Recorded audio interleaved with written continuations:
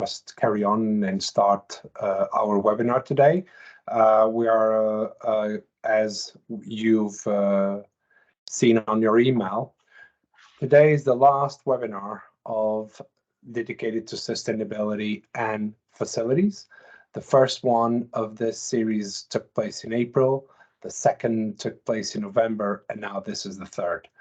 The big point to cover on this webinar is the FIH Sustainability Strategy that was introduced at Congress last month, and the webinar will be starting with that, followed by a series of case studies that are dedicated to sustainability and facilities.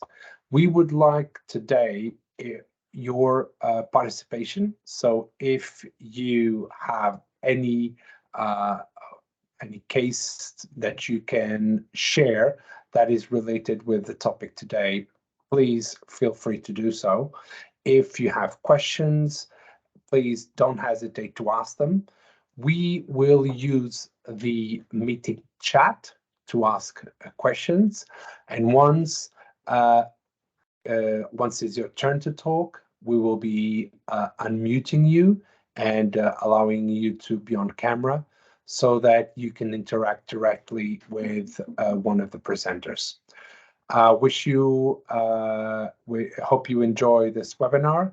And now I give the floor to John Wyatt, FIH Sport Director, who will address the topic of the FIH Sustainability Strategy. Thank you, John. Thanks, Andre, and hello to those of you on the webinar. It looks like it's a relatively small group, so I think that we've got a few slides that we've prepared. I think we'll spin through those pretty quickly, and then we can use the time for your benefit, really, to answer any questions that you may have around any area of sustainability that is of interest and useful to you. My role today is to broadly introduce, and I'll do it relatively quickly, the sustainability strategy for hockey that we launched at our annual or biannual Congress last month. Some of you may have seen it. It's available on our website, the long form of the strategy, as well as a number of case studies.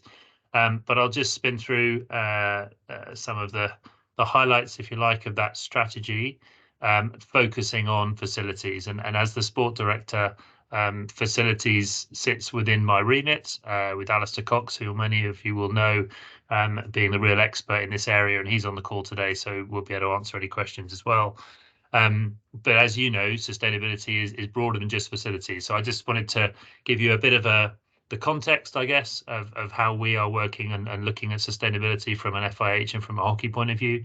And then we can sort of focus down a little bit on the relevance and the key points from a facilities point of view. I'll then pass over to Duncan from NottsSports, who'll go into a little bit more detail on some of the areas that they really focus on and are the experts on. And I think, hopefully we'll each speak for 10 or 15 minutes maximum, and then we can very much open up the floor to your questions and get into the detail of anything that is of particular interest to you. So I'm going to try and share my screen now, and if the technology allows, hopefully you should now be able to see my opening slide, which is the slide that we use to open up the launch of our strategy that we've been working on for the last 18 months or so, but then launched, as I say, at Congress last month. So, as we all know, the importance of sustainability is an ever increasing area. Sustainability is a very, very broad word and a broad topic and a broad area that encompasses a huge amount of the work that is already existing within hockey and the many projects around the world within hockey, but also is a way of kind of bringing it all together and collecting it all together. We've very much followed, as an Olympic sport, we've very much followed the IOC and how they approach sustainability, make sure that we are aligned with them, clearly a very important stakeholder for us. And they in turn are aligned with the United Nations, and therefore our strategy is very much aligned to the UN Sustainable Development Goals that, again, I'm sure you're all very familiar with.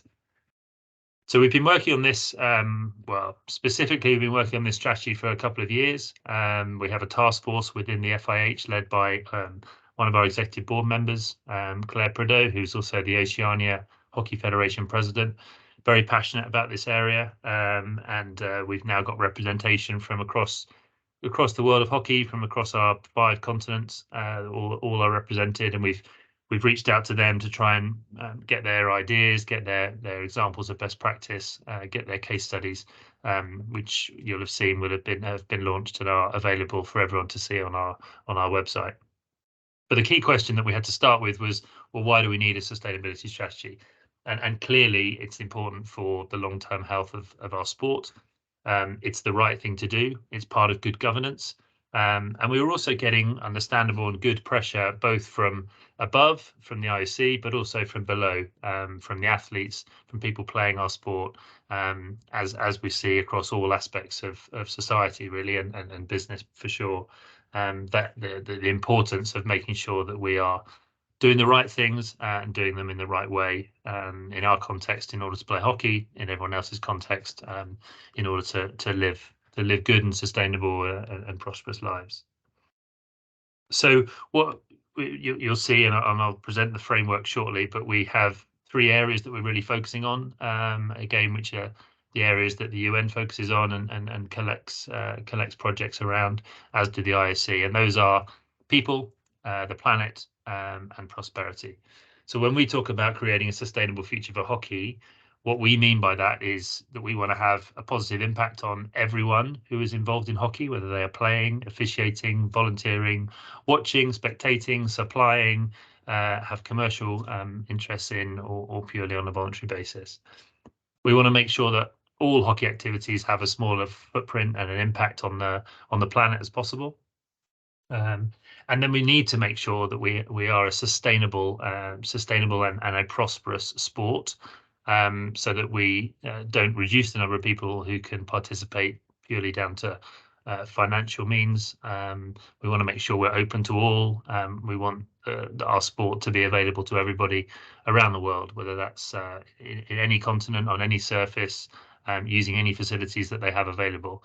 But we want to continue to be an Olympic sport, because that gives us our profile, and a lot of the funding around the world comes from being part of the Olympics. So that's an important part. But we also need to find ways of generating our own revenues in order to reinvest and to grow and to develop the sport. So this is the framework. As I mentioned, we have those 3 focus areas of people, planet, and prosperity, and we've really then selected some of the UN Sustainable Development Goals that fit within those 3 areas, that are the areas not exclusively, but that we want to really focus on, and we feel that hockey has a part to play and can be a real contributor in terms of achieving those goals in those areas. It's important to note that this is not an FIH strategy. This is not something that purely the small number of staff at the FIH are looking to do and to drive. This is something that we are looking to lead, but we're asking and we're encouraging the entire global hockey family and hockey community to get involved with, to get behind, to align behind, and to make a difference. We've got 30 million participants around the world in all different areas. And if we can all do our bits and we can all align what we're doing, then we have a much better chance of making a genuine difference in all of these areas. So yes, it's about our staff. It's about the people who work within our national associations and continental federations. It's also, though, about the players, the volunteers, the officials, people who come to our events and watch online, the spectators, the fans, but also, crucially, our partners, our suppliers, ensuring that we have sustainable working practices, that we are providing in your context and in the context of this webinar, facilities that are sustainable across all of those areas, being available to all. So from the people side, having a small footprint and impact on the environment, from the planet side, and clearly in many of the areas that that Duncan and the team and Mark have been focusing on in our webinars here, ensuring that we have facilities that are well used, that we're sweating those assets, that they're being shared where relevant with other sports in order to really get the most for communities out of those assets, but ensuring that the investments that are made into the sport are done in a sustainable way, and therefore could be used for many years to come and for all future generations. We then went, and I won't go through this in great detail, but we went into a bit more detail when I launched it at Congress last month, in those three areas of people, of planet and prosperity. Thinking of today, we're really focusing on facilities, probably less focused really on the people area, which is about being an inclusive sport and open to all. Clearly, where and how those facilities are built is important, but some of the real focus areas are kind of less relevant to facilities. So moving on to the planet side, and clearly this is where facilities have a big part to play. Many of you will be aware of something that we've been working on since 2018, if not before, which is to remove the amount of water that is required for hockey pitches at the elite level, and we're looking to reduce that all the way to zero. We've managed to incrementally reduce it between Rio and Tokyo Olympic Games. Again, we've now made further improvements since Tokyo. There'll be less water used in the Paris Olympics than there was in Tokyo. But the aim and the target and what we will be doing is playing our 2026 World Cups and our 2028 Olympic Games on completely non-watered turf. So removing that what is increasingly valuable as a commodity, water, removing the fact and needing to water turf, pouring thousands of liters of water onto a plastic pitch. It's just not a sustainable thing to do. And so we've been working with many turf manufacturers to really improve the technology to reduce the friction in their turfs when they're not watered, when they're dry, without reducing the performance aspect that elite hockey has really benefited from in terms of the speed and the consistency of those surfaces. So we keep the entertainment value, but we do it in a much more sustainable way. So I'm very happy to answer any questions on that. But we've made really good progress on that. We're really pleased with how we're moving forwards, and those pitches will be available in 2024, such that as soon as the Olympics is finished in Paris, that will be the last major global FIH event on a watered turf, and after that we'll be moving to non-watered for our World Cups, and for many of the FIH events. And also for the Olympic Games in Los Angeles in 2028. There'll clearly be a transition period in sort of broader hockey, and certainly in domestic hockey, where facilities that are currently watered turf facilities will absolutely continue to be used, and there'll be a period where, as it comes to the end of life of those turfs, where those turfs are looking to be replaced, it's at that point that we'll be encouraging people to have non-watered turfs installed. And so over the course of the next 5 to 10 years, we phase out the need for any kind of irrigation of our turfs at all levels. But we certainly won't be saying no, you can't play hockey on a watered turf, but certainly we'll be encouraging not to use water turf when turfs come to be relayed. And then the second point there, again, that I've highlighted in pink, just to focus on because of today's topics, is obviously around plastic. Now, I talked to many people when we were talking and developing our sustainability strategy that 20 or 30 years ago we were a sport that was played on natural grass pitches with wooden hockey sticks and a leather ball, and now we're played on plastic pitches with plastic sticks and a plastic ball. So from a speed of game, from an enjoyment, from a entertainment and participation of our sport, that's been a really positive evolution. But clearly, from an environment point of view and from a sustainability point of view, that's not a positive step. So we want to reduce the amount of plastic we're using. We want to find ways of recycling it, whether that's end of life for turfs or for sticks or balls, or using more recycled raw materials in the first instance. But we need to find ways, working with all of our partners, to reduce the amount of plastic that we use in our sport. And then the third area of prosperity, and this picture here, I'm sure you're all familiar with, but this was where a temporary turf was laid for some Pro League matches now 3 years ago before COVID hit, unfortunately. But the technology now exists to be able to lay these temporary surfaces within existing infrastructure. So in this case, within an existing rugby stadium in London. So finding ways of more economically delivering our major events, and this is obviously something that is a real focus for the FIH, but also some of our continental federations and national associations, is finding ways of, rather than building temporary stands around permanent facilities, pitch facilities, we flip it on its head and we put in a temporary pitch facility inside an existing stadium. It helps sweat that asset. So for in this case, for the rugby club, where they're only using it a certain number of weekends a year, this is an opportunity for them to use that asset more regularly, more often.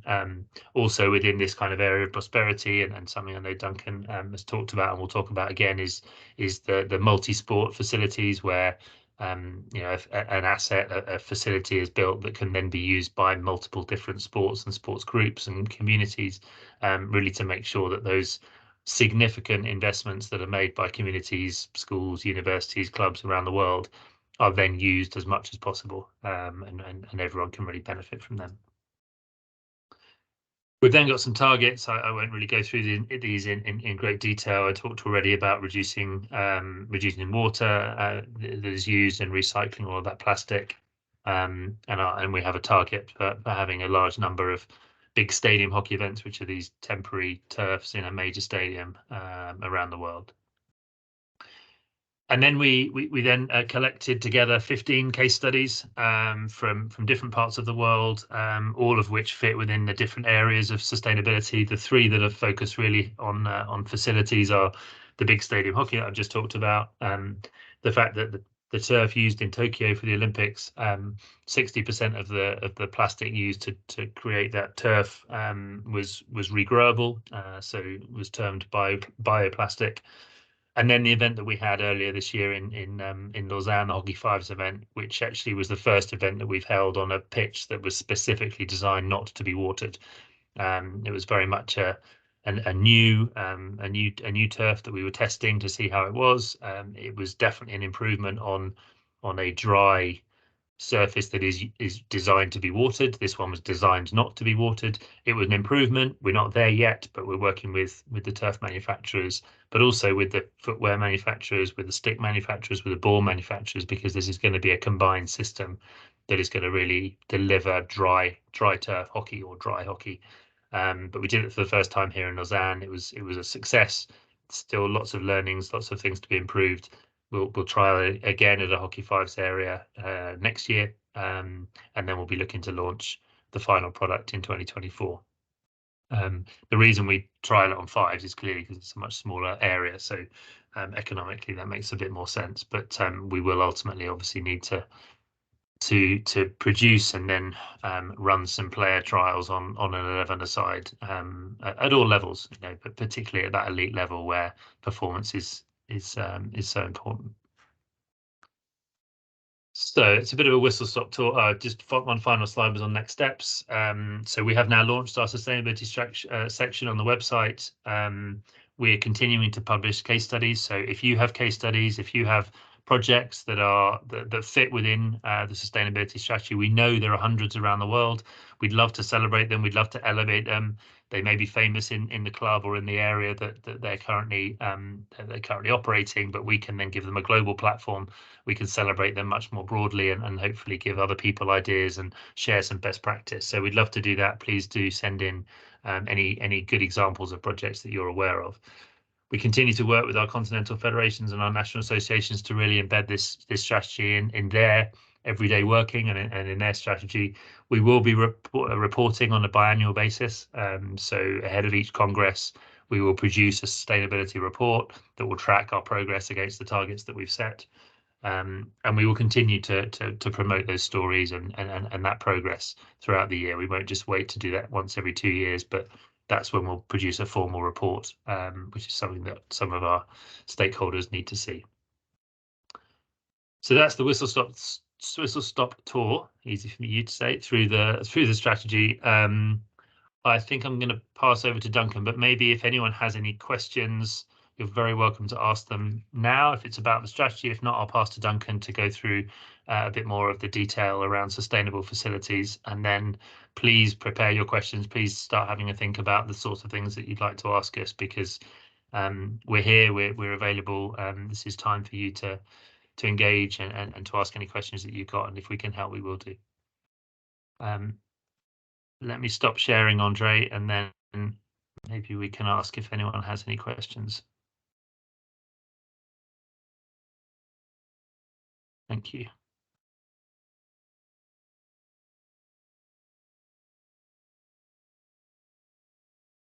Can't see. Here we go. Andre, I think there's some questions in the chat. Oh, Enrico, go for it. Hi. Yeah, I have one that I also already put it in the chat. I can repeat it as well if you want. Which is, I don't know exactly which is the exactly difference between the main grass that we're using now and also the grass that it's not going to be water. And also the difference, which is the main difference, and also economically speaking, if it's way too much or not. I would like to know that. And also the difference from the players. I understand that there's going to be a transition, I don't know how many years, but that would be the possibility that some players would play in one grass and others with the same competition. I would like to understand how we do prepare that for the players and for the competition as well. Yeah, yeah. Good, very good. Thank you. Good questions, Enrico. So the main difference is in the plastic that is used, and Alistair, if I say anything that's technically not exactly right, please remind. But so Enrico, I'm a player. I'm an ex-player, so I talk from a playing point of view, right?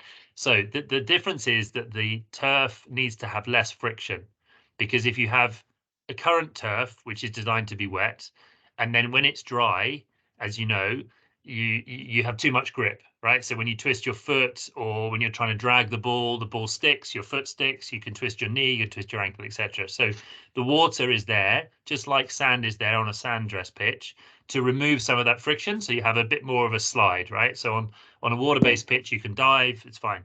You can dive on a sandy pitch, but you lose your skin.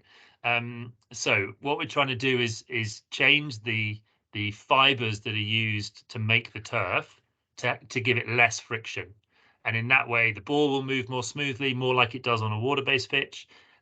Your footwear, you can move a little bit, you can slide a little bit. The challenge is that it will rain, right? So when it rains, if you've reduced the friction too much, then it would become too slippery. Yeah. And so we have to find, there's a sort of range, the perfect range, where you're trying to reduce the friction when it's dry, but not reduce it so much that when it's wet, it's not possible to play on. And what we found in Lausanne, yeah. So what we found in Lausanne with this first generation, this first attempt, was that it had less friction when it was dry, so that was a good thing, but it was still a bit too sticky. But then it rained by complete chance. We were lucky. It rained, and when it rained, it was perfectly fine. So what that told us was we can even reduce the friction a bit more, because that will improve it when it's dry, but it will still be playable when it's wet. And so that's what we're trying to do now with the next generation, is make it slightly less friction. Now, the skills that we were struggling with were drags. So that would affect things like penalty corner injection. It would affect a drag flick. Sometimes if the ball got slightly stuck behind a player and they tried to kind of collect the ball as they were moving forwards, it's slightly stuck, a bit like you would experience on a dry field when it's not watered. So we definitely need to reduce the friction a bit more, but it was better, much better than a current dry wet field, if that makes sense. So, excuse me. So that's what we're trying to do. Player feedback is fundamental. Excuse me. We have worked with the testing laboratories, and we've worked with the researchers to try and come up with some numerical measures, some tests that can actually measure what it is that players like about a wet field, and what are the things that we need to try and get to. Because what we're trying to do is produce a turf that has the same performance as a wet turf, but when it's not watered. Honestly, I think getting to that level is going to be very difficult for all the reasons why we know that wet turf works really well. But I think we were probably, if you imagine a wet turf is 10 out of 10, I think we were probably at about 7 out of 10 in Lausanne. We're confident we can get to 8 or maybe even 9.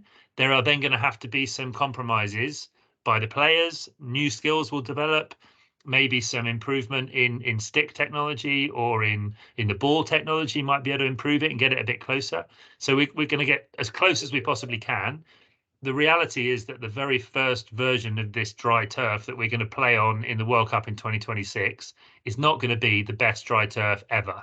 Just like the first water-based pitch in 1976 wasn't as good as they are today. So it will be a continually improving process, but we need to get it to a point that at the elite level, we are 9 out of 10 at least compared to today. Because what we can't do is have a huge drop in our sport and in the entertainment of our sport.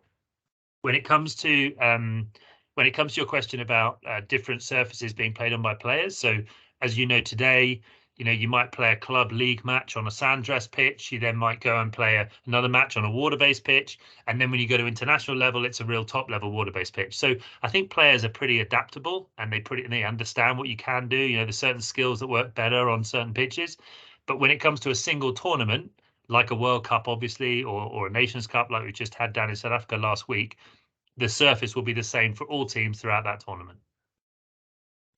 Yeah, that's good. Thank you, John. Cool. Yeah. Thank you. Thanks very much. And sorry, Enrico, where are you from? Where are you based? In Spain. Cool. Yeah. Very good. Very good. Yeah, well, I mean, we used to talk about water as being a resource that was reducing in only certain parts of the world. Now it's definitely the case everywhere, right? And in Europe, and we even had some cases in February in the summer in France where tournaments had to be moved because there was a drought and there was a water ban. We've got some kind of problems on the south of Spain because there are some regulations for the government that they say that we cannot water some fields. Yeah. And actually we need to change and we need to adapt. Yeah. I strongly agree that we need to change that, and we need those kinds of fields, but at the same time it will be difficult for not difficult, maybe it's our fear of the change of the conditions of the game. Then when you change it, that's all. Then you need to adapt and sports keep going. Yeah. And that's why we need to make sure that we'll, as we have done already, get athlete feedback throughout this process, so that it isn't the FIH saying it's okay and this is what you have to do, but it's actually your fellow international or your fellow high level athletes saying, actually, I played on it and I was surprised. Because at the moment, if you say dry turf, all of us who've played on wet turf go, oh my God, it's awful. But actually, that's because we're comparing it with a dry turf that's designed to be wet. This is going to be a dry turf designed to be dry, and it's significantly better. Actually, the other question you have was about the costs. So I think initially the cost of the carpet will be very similar to a current wet carpet. There will be a cost saving though, in that you won't need an irrigation system. So when you're building the facility in the first instance, there's no irrigation system needed. And secondly, clearly the ongoing costs are less because you're not having to water it every time you want to play. Yeah, I agree. Thanks, Thank you. Thanks, Enrico. Okay, if we haven't got any, Alistair, you popped up on my screen. Did you have something you wanted to correct me on?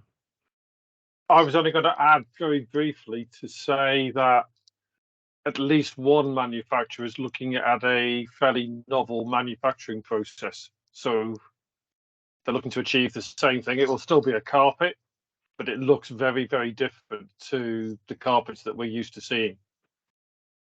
So don't be surprised if you get presented with something and you think, wow, what is that? Yeah, and I think the key thing for us, and Alistair's worked a lot on this, is we need to set the standards like we always have done with all of our different turfs. We set the standards and say this is the level that you need to achieve. How the manufacturers then go about achieving that is entirely up to them. But in the past, where we've said you need to reach these standards and then you need to water it, and we test it when it's wet, we're now going to be saying we need to reach these standards and you cannot be watering it. So we need to test it when it's not watered. Okay, thank you, Andre. If there are any other questions, I'd suggest we pass over to Duncan, if that's all right with you, Duncan. Great, thank you. Mute. There we go. Yeah, thanks, Mark. John.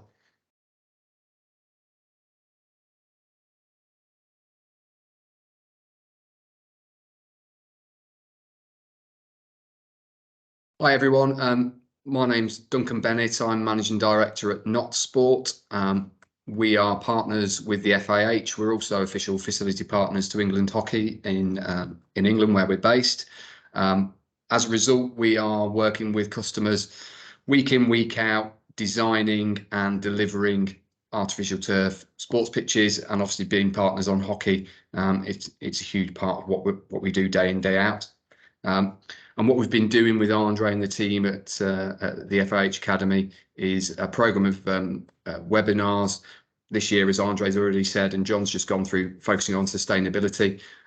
I haven't got time to go through everything we've done on those two webinars now. So what we've got is a sort of summary of the points that we went through. But I think it's worth saying, important to say, that recordings of the webinars we've done in April and November are available. So once I've gone through my summary slides, you can go back and view them, and you can get the full detail out of the content that's online, that I'm sure Andre can share details of at the end. So if we go through this presentation, it is, as we say, a summary of the two webinars we've done to date. The following slide will just give a bit of an overview of what that was. So it's a recap of the sustainability in terms of designing hockey pitches, where and how multi-use facilities are used, particularly here in the UK, where our sort of core market is. Illustrating that is key. So we've got some case studies to show you, hopefully some visual ideas of what we're doing can provoke some debate and conversation within your national association. Some examples of best practice, and hopefully all that leads to you having some ideas and hopefully some questions to share, both on the chat here and to take away and consider in your projects. So where does sustainability sit and fit? So this is the core really of the first webinar we ran earlier this year, and the next slide will show that it really fits right from the start. So this is a example of a project life cycle as we put it together back at the start of the April webinar. And the point of this was to say that sustainability should be at the heart of decision making at the very start, at the top of that cycle, at what we call here the inception stage. So when we're engaging with customers, we're discussing sustainability right from the outset and making sure that the customers with whom we're engaging understand that decisions they make very early in the process will then inform the ability and the options that they have to incorporate sustainable solutions in their project.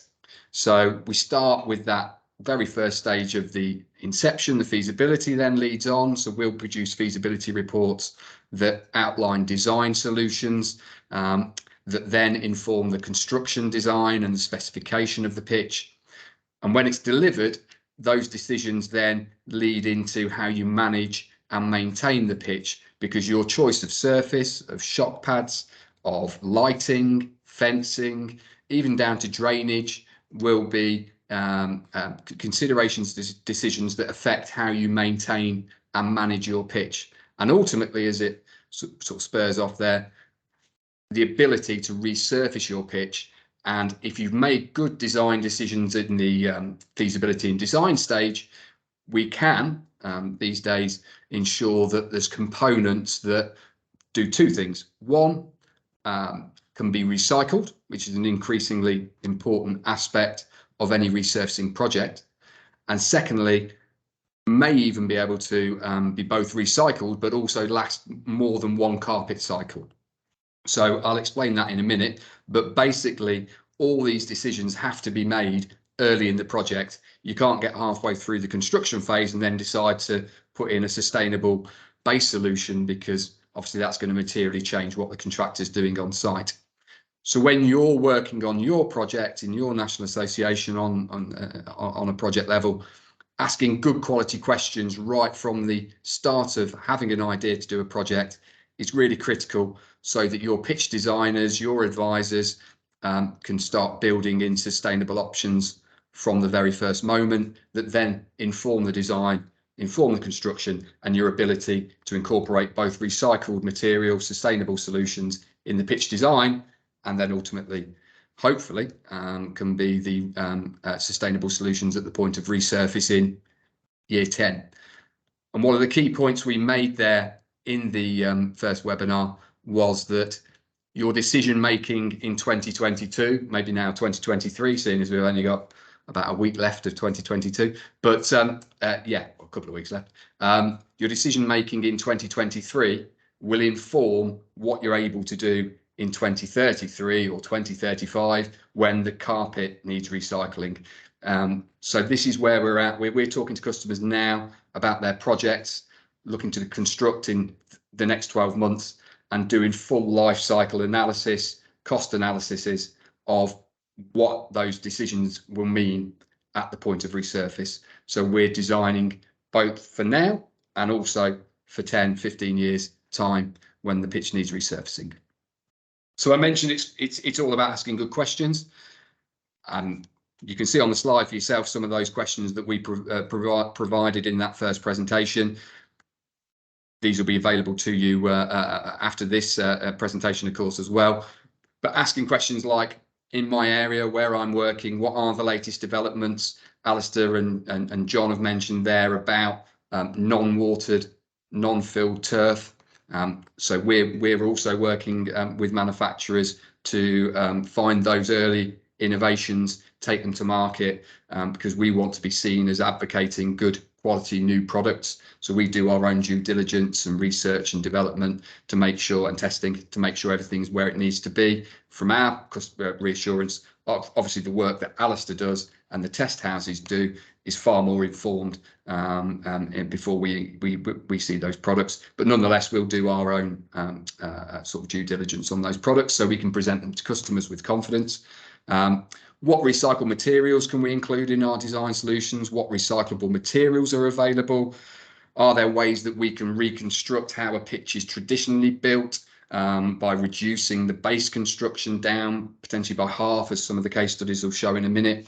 That reduces the amount of quarried aggregates, impact on the environment, reduces carbon footprints. What products are available that carry long-standing performance warranties so they last more than one carpet cycle? And what are the ways that, as I say, realistically, we're going to decide today, what are the ways that we can decide now to future-proof the design and plan with one eye on that sort of long-term facility life cycle? And there's people like Alistair, John, myself, and I'm sure people who are experts in your area of the world who you can contact and ask these very questions to get good quality answers. And then you can use that information to inform the design of your project. And this is what we're trying to do here in the UK with our projects. So asking good questions from the outset is the best way to understand what you can do on your project and the best ways that you can incorporate sustainable solutions in your particular project. And I think the next slide will kick on to some of the summary of the second presentation. Indeed they do. So we were looking then at the second presentation, the webinar, as to what multi-use facilities are being used, where and how potentially they could provide ideas, provoke debate within your own national association, where it would be appropriate to use multi-use rather than just hockey specific facilities. And in England, in the UK, multi-use facilities, what's called Gen 2. So again, Alistair Cox, who's on the call, has done a lot of work developing a standard that we use here in the UK called Gen 2. And what that is a joint standard across hockey, tennis and netball, which is a team sport here in the UK if you're not familiar with it. And that allows us to go into our customers here in the UK, and you'll be able to do this in your area of the world as well, and rather than just saying, right, we're going to deliver a hockey pitch and deliver some fantastic hockey outcomes, we can actually also engage with a wider sporting demographic and incorporate other sports, thereby providing a much wider benefit to your local community and your national association and population. So this is on a full-size pitch scale, which these layout illustrations show, as well as the smaller ones. So we're doing full-size pitches on this Gen 2 design regularly these days, particularly in schools where they're looking to deliver a range of sports within their school curriculum. So yes, hockey is a key consideration, but they also need to teach tennis, soccer, netball, as I say. And even as that bottom right illustration illustrates, you can fit a 200-meter running track on or within the fence line of a full-sized hockey pitch. And this often comes as quite a surprise to customers, that they can incorporate all these sports within one footprint. And then it really does open up a broad conversation as to how they can maximise the value of the asset that is ultimately going to cost a lot of money, of course, if it's a full-size pitch.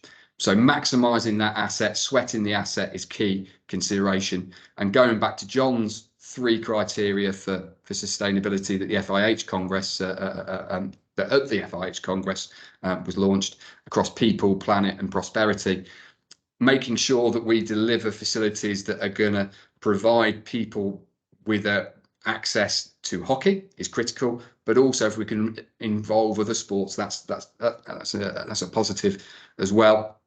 And then that can also underpin a stronger financial case to support the project in itself, and also generate income that can manage the life costs for maintenance and management. So that prosperity element can be delivered as well through a robust business case, focusing on hockey but not excluding other sports. So some of these case studies are here to illustrate that. Dolphin School, this was a tarmac court area, underused. Some are just gone. We overlaid it with a Gen 2 surface and shock pad. So this is a sand dressed grass onto a specialist shock pad layer that provides compliant performance for tennis, netball and hockey.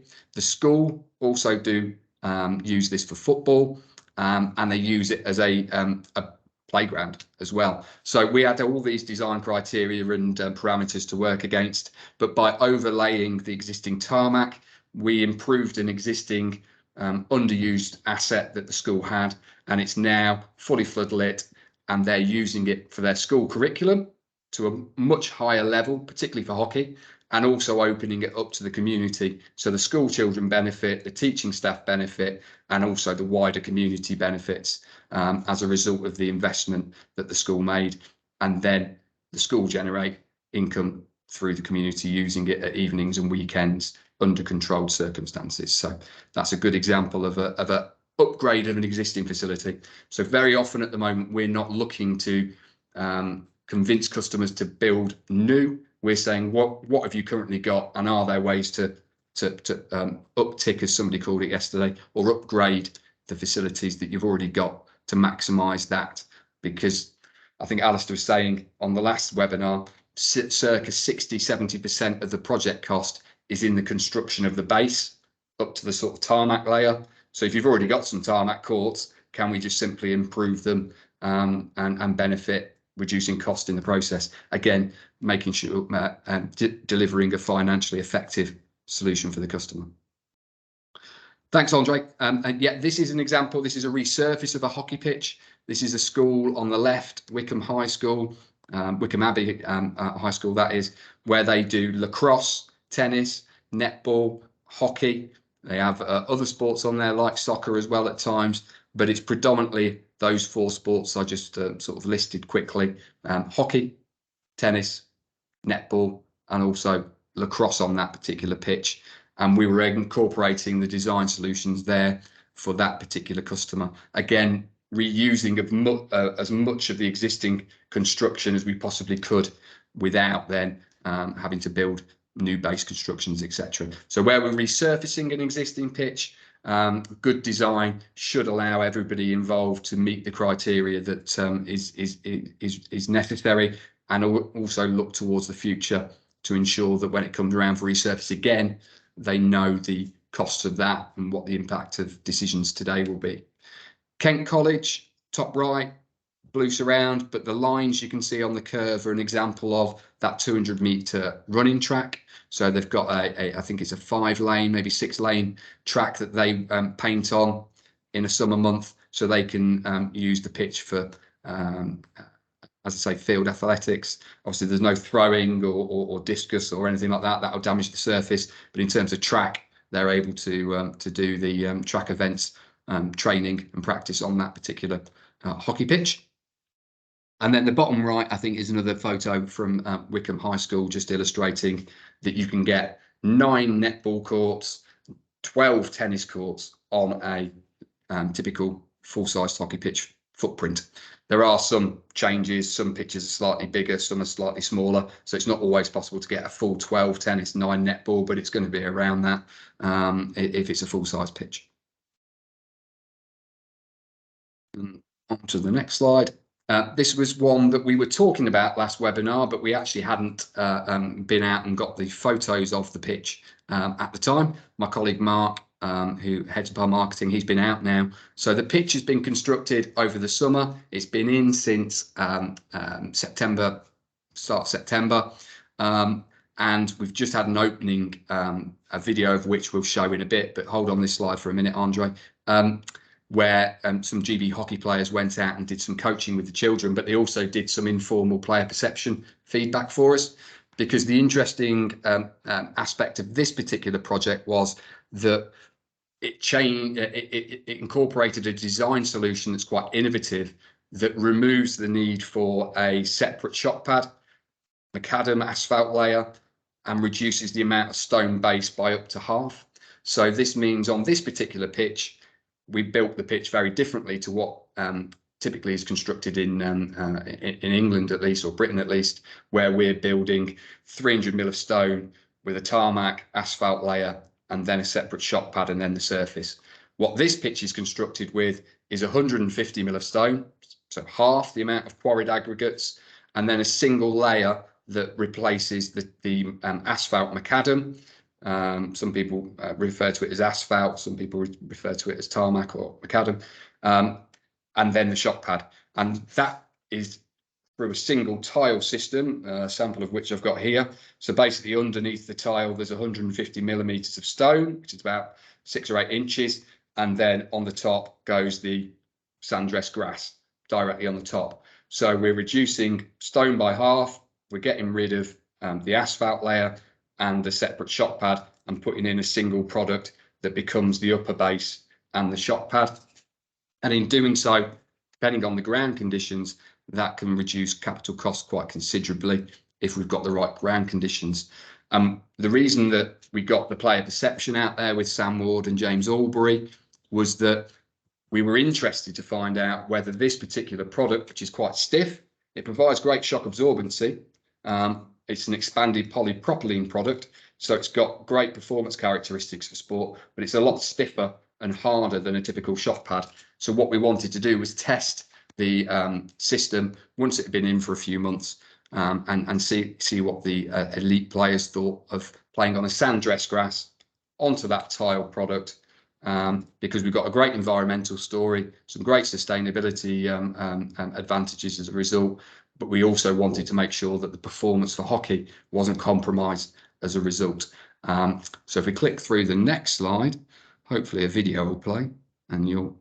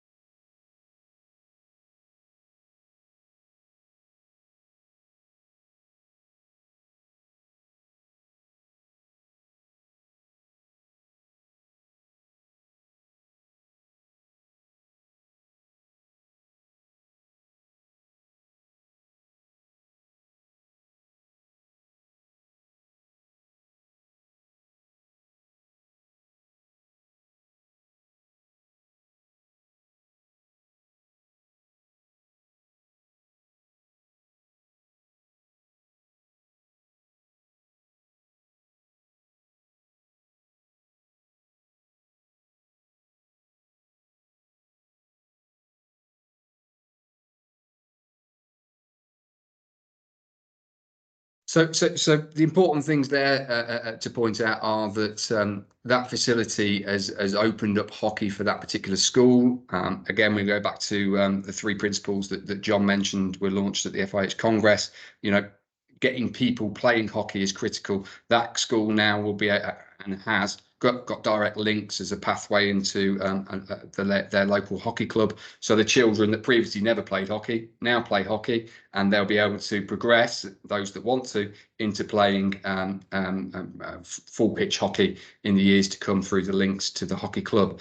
So getting the understanding of what smaller size facilities can provide is that starting point or a step in the process for people to participate hockey and then end up playing, hopefully, you know, it's at high levels and representing your national associations in the year to come. So we do a lot of work with schools who perhaps initially want full-size pitches, but when we do those and ask those questions that we set out at the start and understand what the requirements are, very often we're putting in place smaller hockey fives type facilities like you just saw at Cranbourne there, where they can do hockey, they can do tennis, netball, they can do all their curriculum sport and activities, use it as a playground in some cases, and then build that pathway into playing hockey at sort of, as I say, club level, and hopefully moving forward as well.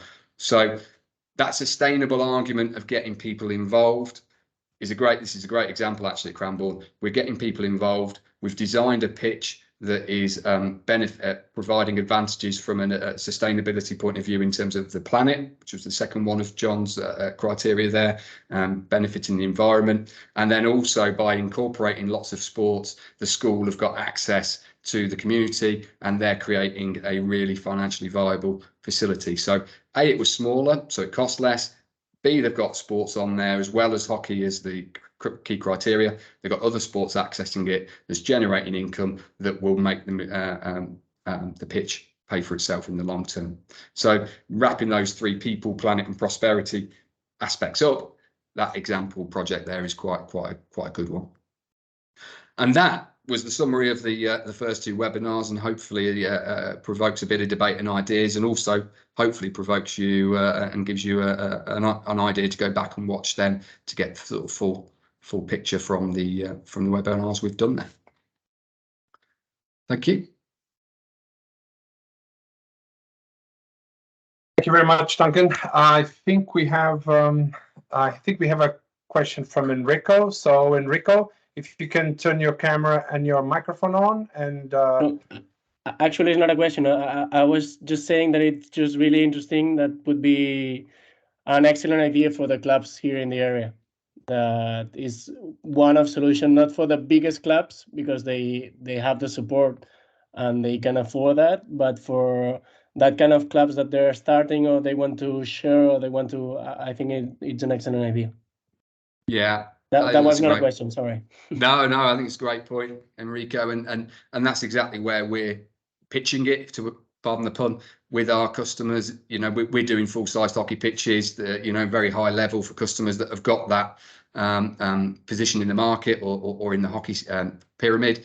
But there's a lot of customers that want hockey. They see the value of hockey for all the things that the sport brings. And if we can get more people playing in that environment, they don't need a FIH global pitch. They need a facility that gives them what they require. And I should say as well, I mean, this product has worked really well on that facility. We've done 7 pilots. I think the exciting thing for everybody on the call, and Alistair will be able to vouch for this as well, for the first time in a long time, because of what the FIH are doing, moving away from water, because of what's happening in Europe with 3G pitches, there's a lot of innovation coming out of our industry for the first time in a long time. So going right back to asking those questions at the start of the project, as things progress over the next 2, 3, 4, or almost certainly 5 years, there's going to be more and more good options, both innovating on performance, but also the environmental side of things as well, and the sustainability side of things. So that's one option that's working really well in terms of a design solution, but there's going to be others coming on the market, I'm sure, in the next couple of years.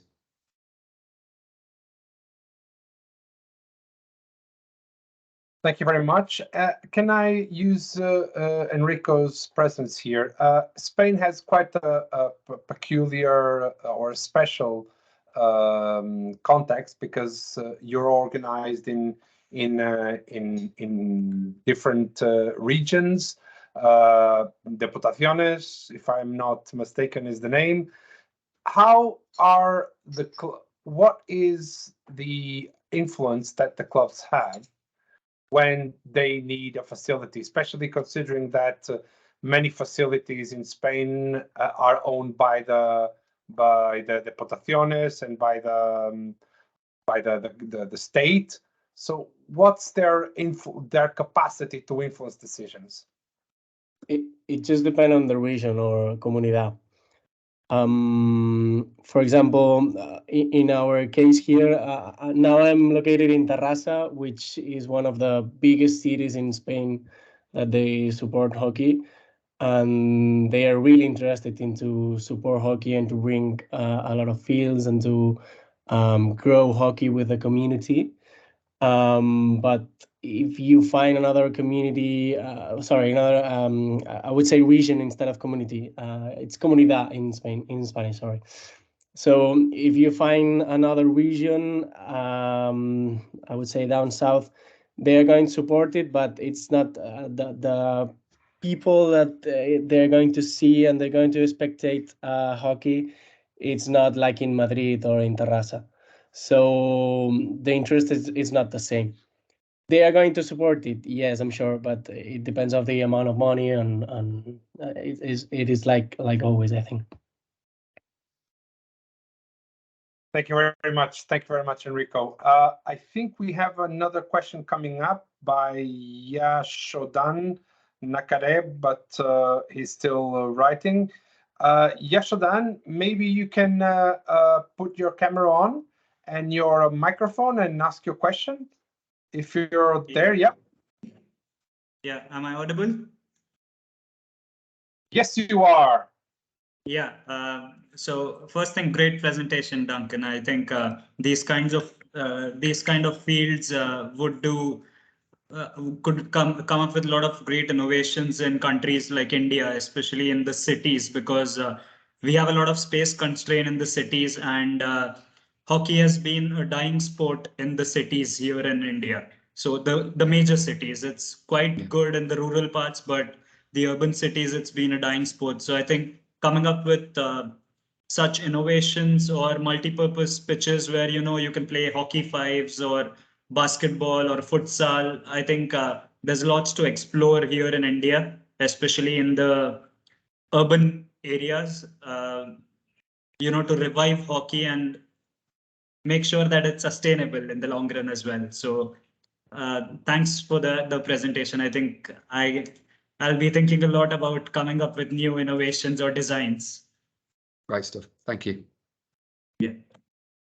And I think that's an important point that you make about, maximising the space you've got. Again, we speak to a lot of customers that come to us talking about full-size pitches, which are, by the nature of a full-size hockey pitch, going to be at least 6,000 square metres.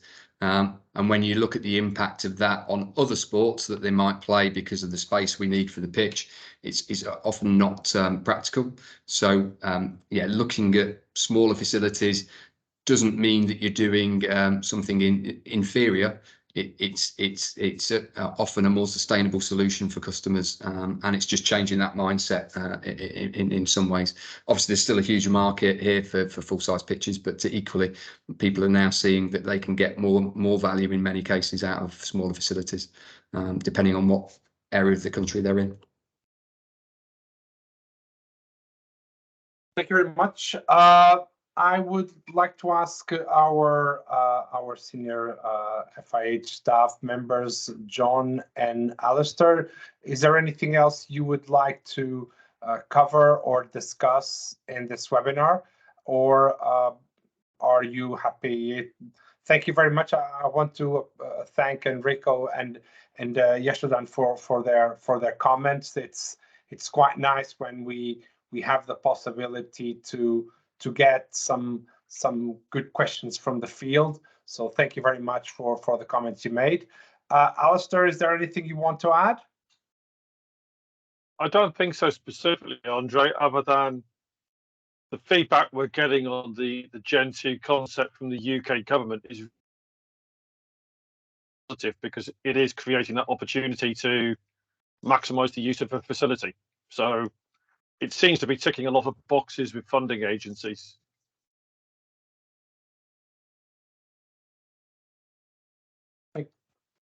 Duncan, you Sorry, muted. I'm on mute. Yeah, yeah. I was just saying, we rarely go into customers now, and I will preface it and put the caveat in. If you're a hockey club looking for a National League surface solution, then obviously you've got a different set of criteria to the type of customers we're talking about here. But typically, we're going into schools and even sports clubs these days where hockey's a part of what they offer, and Gen 2 is so attractive to them that it becomes quite an easy discussion to have. So yeah, you're right with the funding, and also it's very attractive to the customers as well, which is critical, obviously.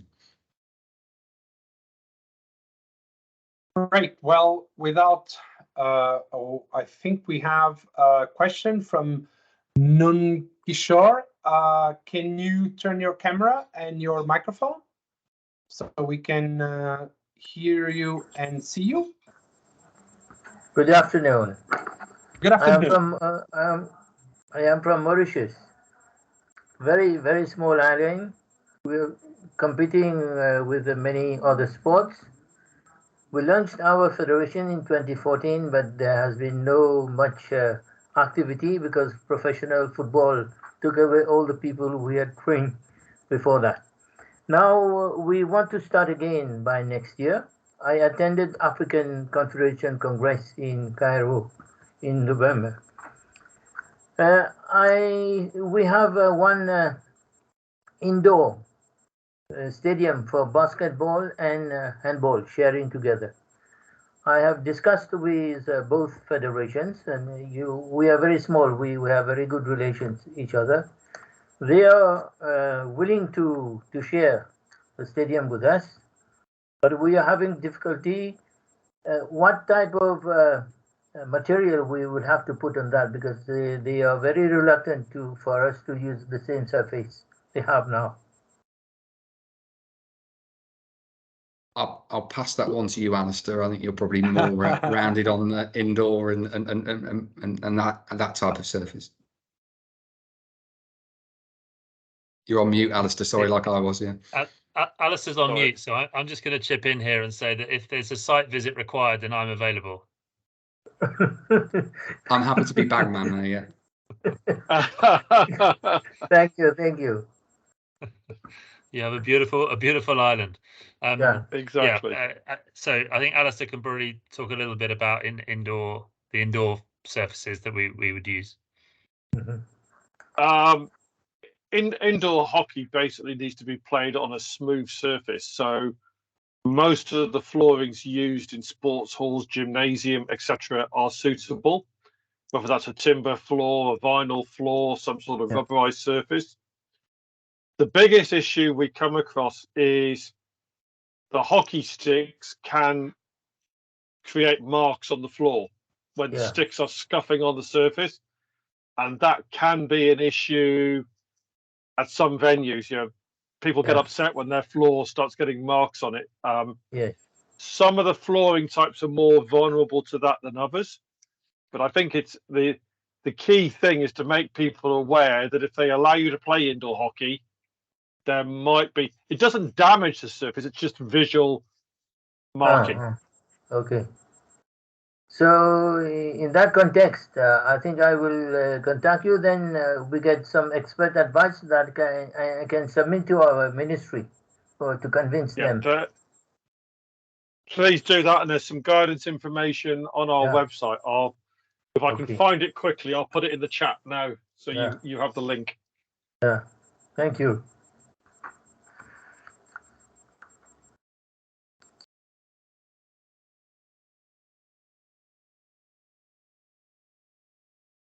Andre, I think we're probably done. It's great. Yeah, we are. I put the Alistair's email on the chat, So feel free to reach out for him and ask and to contact further. So without further ado, Duncan, thank you very, very much to you and to NottsSports for this 3 webinars. We will, so as Duncan mentioned in the beginning of his interaction, these webinars are available online on YouTube. And what we will now be doing, now that we have completed the cycle, we will be doing a special email to all NAs and also on our social media channels to advertise these webinars, since we got many requests about them. People that could not attend, that registered but couldn't make it at the last minute. And we've had quite a lot of people asking for that. And also we've noticed that some of our webinars are having quite a lot of visuals, even 1 year after they have been released. So count on us with the recording of all the 3 webinars and a social media advert on that as well. Thank you again, Duncan, for these webinars. Thank you, John. Thank you, Alistair. And most of all, thank you all the participants that came here today. I wish you all a very good rest of evening, rest of day, rest of afternoon, wherever you happen to be. And to all of you, have a nice weekend. Thank you. Thanks, Andre. Thanks, Thanks, all. Andre. Thanks. Bye. Bye.